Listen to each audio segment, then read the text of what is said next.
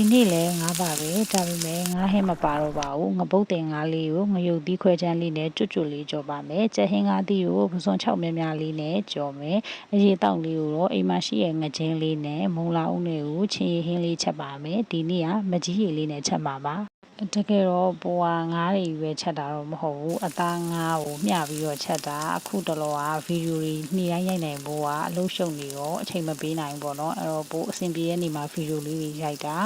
ရိုက်တဲ့နေ့တိုင်းကငါးဟင်းချက်တဲ့နေ့ပဲဖြစ်သွားပြီပေါ့နော်အဲ့ဒါတိုက်ဆန်ဆန်ဖြစ်သွားတာပါအဲ့ဒါကြောင့်အခုတလောကဇက်တိုက်ကြီးကိုငါးဟင်းတွေပဲဖြစ်နေပါတယ်ဒါပေမဲ့ဒီဗီဒီယိုလေးကတော့ပိုးရိုက်ထားတာဒါကုန်ပြီပေါ့နော်နောက်နေ့ကျရင်အသားနဲ့ငါးနယ်ကိုမျှပြီးတော့ချက်ပြမှာပါပိုးအရင်တစ်ခါလဲပြပြထားတယ်ပိုးရဲ့အကောင့်အခုမှ follow လုပ်တဲ့သူတွေကမသိမှဆိုလို့ပါငါးမကြိုက်တဲ့သူတွေအတွက်ဆိုရင်ငါးတွေပဲအမြဲချက်တဲ့အမှားကြီးဆိုပြီးတော့အမပြေတော့မှဆိုလို့ပါရှင်ပိုးကိုမိုးလုံနီးလေးလည်းမေးထားကြအောင်လေဝါရင်းမှာစားလို့ရအောင်တသက်လို့ဟင်းချက်နီးလေးတွေတသက်လို့မိုးလုံနီးလေးလည်းပိုးပြောပြပါမယ်ဒါဆိုရင်တော့လေဟင်းချက်တာလေးဆက်ပြီးတော့ပြောပြပါမယ်ခုနကတော့ငပုတ်တင်ငါးလေးကိုပိုးအကျွတ်ကြော်တာပေါ့နော်ငရုတ်သီးခွဲချမ်းလေးနဲ့ငါးလေးကိုအကျွတ်ကြော်ပြီးတော့ငရုတ်သီးခွဲချမ်းလေးရဲ့ကြက်တော်အနီကြော်အဖြူကြော်လေးနဲ့ကျွတ်ကလေး6ကလေးကြော်တာပါပြီးတော့ကြက်ဟင်းကားသီးလေးကြော်မယ်ကြက်ဟင်းကားသီးကိုလှီးပြီးတော့ရေဆေးရဲ့အချိန်မှာစားနဲ့တေးတေးချာချာလေးနယ်ပြီးတော့ပေါ့နော်အခါဓာတ်တွေရော့အောင်ပိုတေးတေးချာချာလေးဆေးထားပါတယ်စားနဲ့နေထားဆိုတော့ရေလဲတေးတေးချာချာပြန်ဆေးဖို့အရေးကြီးပါတယ်ကြော်တာကတော့ကြက်တော်နီလေးကိုစီတက်ပြီးတော့ပစွန်6များများလေးရဲ့နနွေးမှုန်လေးရဲ့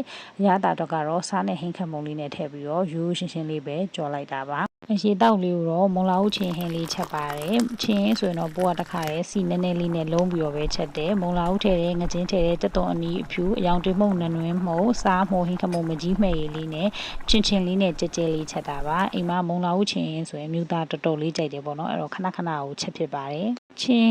င်းလေးနဲ့ငါးကြော်ကျွတ်ရွပါလေးနဲ့ကလေတော်တော်လေးကိုလိုက်တယ်ဒီဟင်းတွဲလေးကလည်းလေ၃မျိုးရဲနဲ့တော်တော်လေးကိုလိုက်ဖက်ပြီးတော့စားလို့ကောင်းပါတယ်ချက်စားကြည့်နော်